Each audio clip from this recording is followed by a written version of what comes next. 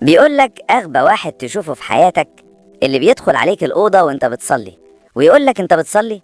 لا، بعمل ميك اب لنملة على الأرض علشان فرحها النهاردة. بيقولك مرة واحد محشش دخل امتحان عربي، طلبوا منه يكتب موضوع تعبير 10 صفحات. كتب في أول صفحة ركب أحمد الخيل، وكتب في آخر صفحة نزل أحمد من على الخيل، وباقي الصفحات كلها كاتب درجن درجن درجن درجن درجن. بيقولك مرة واحد غبي راح يشتري عربية بالقسط، سألوه في المعرض عندك حسابات؟ قال لهم عندي حساب فيسبوك وإنستجرام. قالوا له طب يلا خد سيلفي مع العربية وامشي من هنا. بيقولك مرة واحدة قاعدة مع جوزها وحماتها، قالت لجوزها أنا حابة اشتري الجهاز اللي بيقشر البشرة. سمعتها حماتها وقالت لها الأفعى بتغير جلدها لوحدها يا حبيبتي. بيقولك في أوروبا الراجل اللي بيعامل الست بأدب بيسموه جنتلمان، وعندنا بيسموه مسحور. بيقولك مرة أستاذ بيسأل تلميذ لماذا لا نحلب الأرنب مثل البقرة؟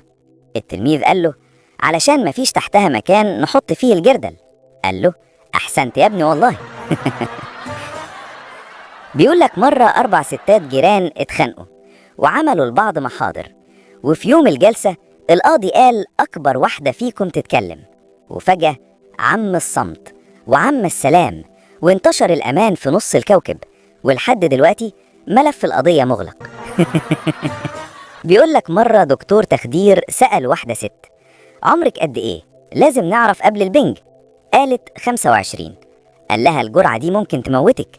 قالت 30. قال لها غيبوبة. قالت 38.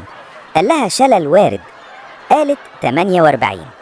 قالت له والله لو هموت مش هزود أكتر من كده. بيقولك امرأة و10 رجالة اتعلقوا في حبل نجاة، والحبل ما يستحملش غير 10، لازم واحد يسيب الحبل. قالت الست طول عمري بضحي قدام أولادي وجوزي وأنا هسيب الحبل، بس عايزة منكم تصفيق حار يشجعني.